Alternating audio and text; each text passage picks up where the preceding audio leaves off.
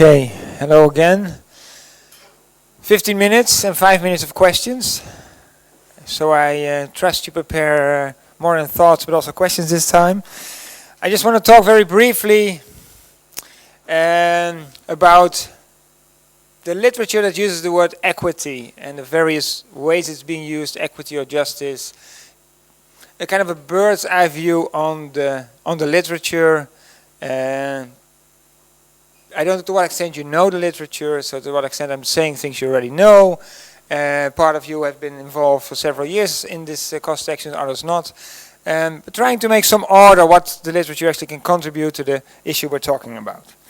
So let me start with the most dominant perspective on justice and equity, which is the social justice perspective. And even more narrow, social justice typically defined as distributive justice. And distributive justice, as we have already seen it today, defined as the moral proper distribution of goods and bads among members of society. Now, social justice is more than this. And those who know, of you who know the work of Iris Marignon know that processes of oppression and domination are very much part of social justice, and a rich conceptualization of social justice would also include those notions. Domination by dominant groups, oppression by dominant discourses, dominant approaches, are an essential part of a lack of social justice. And I think that in the transport domain, these processes also are happening, and I think we can broaden our horizons by looking at that work and thinking how it applies to transport and what can it tell us about how we do transport planning. But if you look at the literature in the domain of transport, it's really mostly about social justice understood as distributive justice. So we're looking at goods and how they're distributed. And you can roughly distinguish between two types or bodies of literature, you can say. One is an empirically driven research and the other is more theoretically driven research. And the first part has been very dominant. I mean, if we look at transportation researchers, they are very, very empirical. If you look at a transportation handbook and you open the first chapter and it's supposed to be about theory, about what is it? It's about car following theory. Now if this is the theory in our field that is going to guide our field, we are clearly far away from really theorizing our domain. And so we are very empirical. We, transportation research, we tend to be very empirical, and so most work has been very empirical in nature. And so if you look at empirical research that touched on equity, so they've been studying all kind of patterns of distribution. Gasoline taxes, public transport subsidies, air pollution, noise pollution, public transport stops, public transport services, how infrastructure is being distributed over population groups, over territories, accessibility studies, endless amount of accessibility studies since the 70s. So what you can say about these studies is that they typically lack a theoretical foundation of what is equity. They typically are driven by the ambition to show patterns and by an intuitive feeling that if patterns are very skewed towards one group or the other, there must be something wrong. Implicitly driven by the notion of equality, you can say, that most things should be distributed equally, or maybe if it's about taxes or subsidies, it should be related or inversely related to income maybe, or maybe to the type of vehicle you drive, for instance. So this work can only show disparities. It cannot really talk about injustices. Although it uses the word equity regularly in these papers, they don't really say anything about equity. If equity is defined as justice and as fairness, if we equate these three words, and I think it's practical to do so, then these studies do not say much about justice. And they use actually the word equity, I would argue, because equity doesn't sound so normative. It sounds more objective, positive, if you like.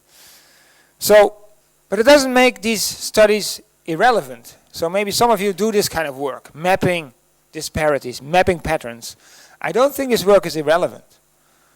I think this work is very relevant because what it can do is actually set an agenda. That is the role of that work. It sets an agenda in the sense that it can highlight disparities that make us wonder, are these disparities fair or not?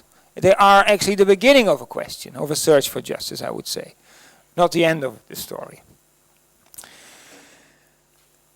Then the second body of research is more theoretical driven, and this we have not seen for decades, I would say. Only the last 10 years or so, people have been more theoretically driven and interested in questions of justice in transport. So people have used theories of justice systematically and tried to interpret them for the domain of transport. What does it mean? And so this is fundamentally about what is justice in the domain of transport.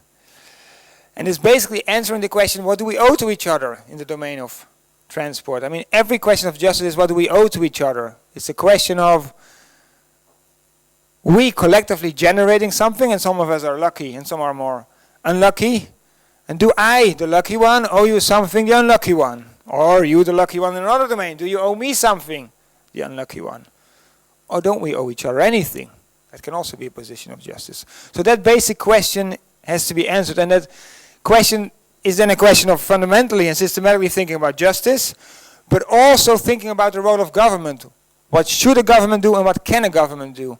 Because justice is in the end of me owing something to you, but that being established and institutionalized through a government that actually fulfills that obligation. I, if I'm the lucky one and have a very high income, I owe you something because society has made me rich. You never make yourself rich, but society creates your wealth. If that is a reason to tax me more, then we need a government that taxes me and that then distributes the money to people who are less successful. So you have to have a deep understanding of the role of government. And government is not a problem-solving machine. It has its limitations. Some things it can address, it should address, and it should take up. And government is also not a tax-collecting machine that they can freely do with the taxes whatever it likes. So thinking about justice has fundamental implications about thinking about what you can do with the tax money you collect from people. So it's about justice and about government. And so it takes many civil engineers, I think, out of their comfort domain, because it's thinking about issues of justice, but also thinking about what the role of government is, which typically is taken for granted. But if you do so, actually this body of research can provide direction to policy. So although in one way it's very abstract, theoretical, it is much more relevant for policy than maybe the disparity studies, which can be at best be agenda setting, but can never really inform policy because there is this normative step that is missing. So that was just one thing I wanted to order. So the studies on disparities are relevant, but they don't say much about equity. It's important to realize this, even if they use the word equity. Then some versions of equity which are around, and just put them in perspective. So there's one body of literature talking about spatial equity. There's also quite some transport studies talking about spatial equity. And there's spatial justice literature, which comes more from geography, sociology, philosophy. So spatial equity studies in transport are very much about how things are distributed in space. We want to know whether the suburbs pay more taxes, road taxes, than the cities maybe, or vice versa. They receive more subsidies for public transport. So we're really interested in distributive patterns again. And again, it's very empirically driven. So with the word spatial equity, I link it mostly to the empirically driven research. We want to show patterns and we are interested for some reason. Typically, it's not very well motivated. Interest in the spatial pattern. And again, we lack a theoretical foundation, because why would somebody in the suburbs pay less or more or pay the same? What is the reason to single out somebody living in the suburb versus the city? What makes that person different? That again requires theorizing about justice. But again, these studies are not useless because they can highlight, again, major disparities. And so if you analyze, for instance, public transport subsidies in the US, you see that there's enormous subsidies going to the affluent suburbs, typically rail-based, light rail-based public transport service being provided, which are heavily subsidized, and you can contrast that with inner city, poor, typical black immigrant population groups who get bus services which are very poor in quality and also limited in subsidy. So again, you're showing disparities, and because you make disparities visible in space, you're raising a question. You may be challenging established approaches and raising the question, is this fair what we're doing? We are agenda setting again. Then spatial justice is a fundamentally different literature. Because spatial justice goes beyond looking at space as something that is neutral and objective and that can just fill with observations. Spatial justice literature is fundamentally about the idea that space itself creates injustices. That space, by its very nature, creates injustices. And they use the word injustice also, I think, not very, very precise in that literature, because they tend to also view disparities very quickly as an injustice and not ready to normatively argue for it. Although the disparities are typically very large and intuitively you would say it seems to be unjust, they lack this theoretical foundation. But they do fundamentally look at space, how it's shaping disparities, how space by its very nature creates center and periphery, how space creates processes of selection and migration and segregation that create disparities and injustices. And so space has a role itself to play. And there is a fundamental insight of that literature that can help us reflect more critically on our governance processes, how they use and misuse and abuse space to actually create segregation and injustices and maintain them. And the Paris banlieue is then seen as one of the symbolic representations of this. So it's again, in a way, it's very theoretical literature to some extent, but not very richly informed by normative reasoning, I would say, but very much by understanding of processes. And by doing this, it can challenge dominant discourses. That's what it can do. That's how I see the contribution of that field of justice. Then we have environmental justice. It's another type of justice. So spatial equity is not a different type of justice. It's just about distributive justice again. We're looking more at the spatial pattern than the pattern across population groups. That's the difference. But it falls all under the category of social justice. The spatial justice literature, I think, is slightly different because it doesn't look at the distributive perspective, but it actually looks at processes. What the distributive perspective neglects. It just takes distribution as given, analyzes them, and assesses to what extent these patterns are just or not just. So the spatial justice literature actually looks at the processes, tries to understand and explain those processes, and show how they're intrinsically related to the way we do things, how they create groups that are excluded and create a dominant discourse and a dominant group. Environmental justice, well, is a term, and I will talk about it in my next talk in a few minutes. I may talk again to you. Keep with me. It's very much emerged from the gigantic disparities in the US between Afro-Americans and the white majority in terms of environmental pollution, externalities, citing of industries, polluting industries, and so forth. It was very much a notion that emerged from the ground, seeing processes happening that actually disadvantages minority populations, where all the bad stuff was just being put next to their neighborhoods and not next to the nice affluent white suburbs. So it's very much an emerging phenomenon, not an academic phenomenon, and it's also very much linked to a movement. But if you look at the literature now that emerged, it is basically, again, a literature that falls under the heading of distributive justice and talks about how adverse environmental effects are distributed over different population groups, minority and low-income populations. So that's what it's basically about. It became a distributive justice perspective, and focusing on industries, on transport, where do we put big roads, how highways were used actually to ruin black communities, how we route hazardous transport through weak communities again and not through the rich communities. It's about externalities, it's created by all these industries. And typically, there is some kind of normative standard. It's not very well defended, but there's the idea of proportionality. It is fair if each group gets the same share of pollution as the share in the population. This is kind of the idea. So if the minority is 20% of the population, they shouldn't get more than 20% of the pollution of a new activity. Something like this. This is the standard as typically used. And again, it's really lacking theoretical consideration, theoretical defense for that standard. It just intuitively feels right. You shouldn't get more than your share in the population.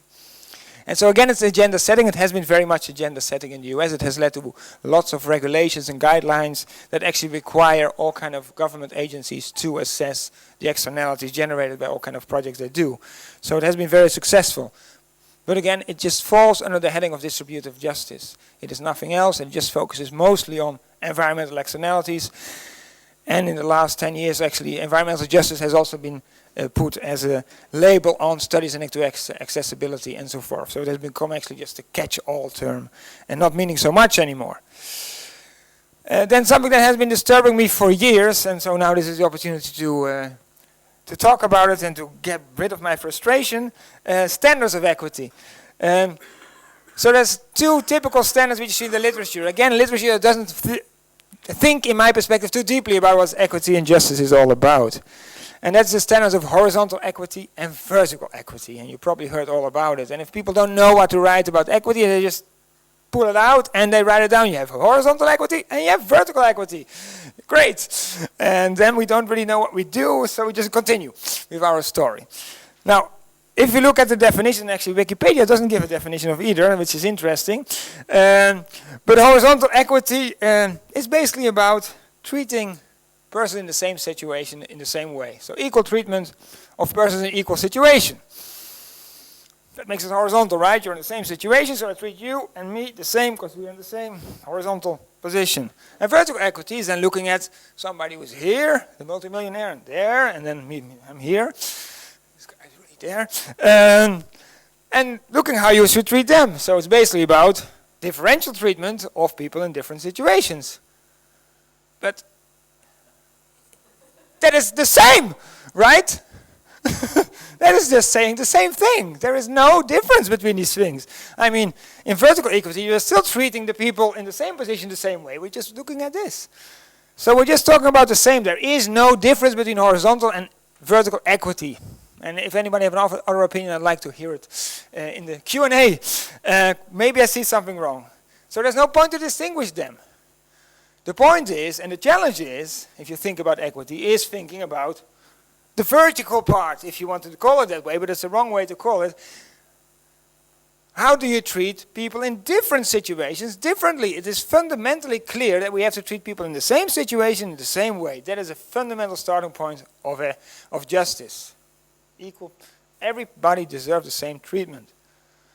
Unless there are good reasons to deviate. So what are these good reasons? That is the question we have to answer. If you find good reasons, you can deviate. If you don't find them, everybody is the same. So there is no horizontal and no vertical equity. There is just equity.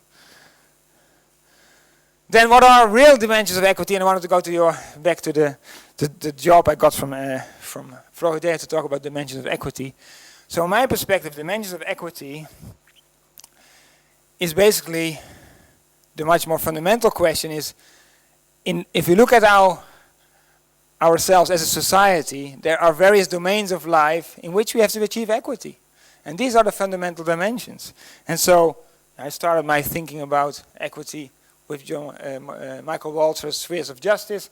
So for me, his spheres, these are dimensions of equity. And we should achieve in all those spheres, and education, health, hard work, positions of power, these are all domains, spheres that Walzer distinguishes in his work. These are all dimensions of equity. In all those dimensions we should discuss what is fairness, we should establish and agree what is fairness, and then we should execute.